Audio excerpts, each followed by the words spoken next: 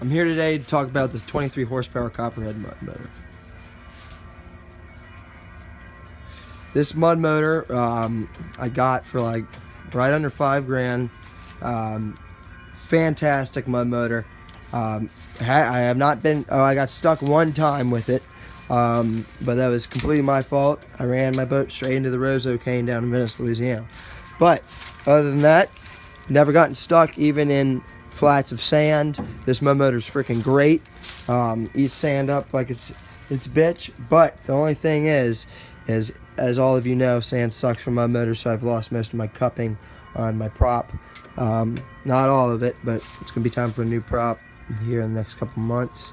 But that's my fault because I ran it through the sand. That's my fault. Same thing with the paint. Ran that through the sand and had to repaint it. Other than that, mud motor is great. The folks at Copperhead are extremely helpful. They can help you with any problem or service that you need to do on your mud motor. I know most of you guys could probably service it yourself, but if you can't or don't have the time, they do a fantastic job. They're quick, they're efficient, and they're honest. Their integrity is bar none, and their customer service is bar none. They're a fantastic company. I can't say enough about them. They're in Covington, Louisiana. You know, I have a lot of friends with mud buddies. We like them too. I think that they're pretty comparable. The only thing that I wish that this had, that the Mud Buddy has, is power trim. Power trim would be great. That and an electric clutch. This is a direct drive, meaning once you start it, that prop spins. And if you want to slow down, you gotta trim up manually, or take your prop out of the water, or let off the throttle. But I'm talking from idle speed. You just gotta lift up your prop and get it out of the water. Or trim up. You can trim up to where you're freaking just have, you know, a centimeter of the prop in the water, and you ain't gonna move much. Anyway, I like everything about the Copperhead's end of the rig. Everything that they did is great. Can't say enough about it. The only flaw I think the motor has is that this all-thread manual trim is susceptible to bending. I'm on my second one. I bent it a little bit. You can see as I turn it.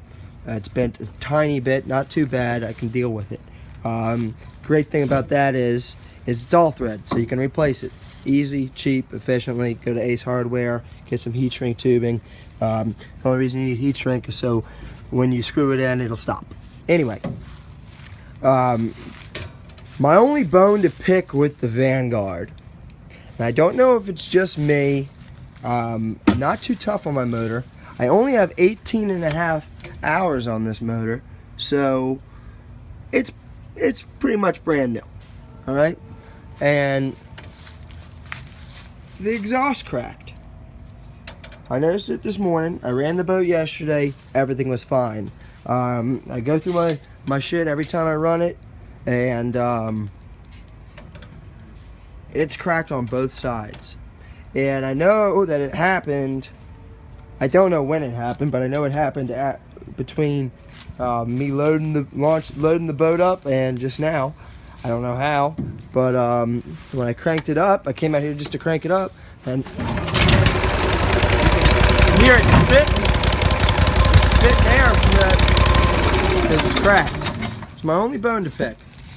Other than that, this mud motor is great. It's a 14 6-inch boat. And with 2 dudes, a dog, sack of decoys, and 2 shotguns, 2 boxes of shells, I was running 25, 26 miles an hour, and that was in deep water. It's the only time I've ever clocked it. I know that when I run it just by myself, I don't want to go hard. I mean, I can go so fast that I'm not comfortable. So, that's probably around almost 30. I probably pushed 27.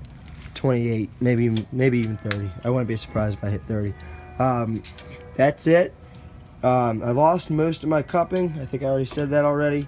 Yeah, so that's it. Have a good day.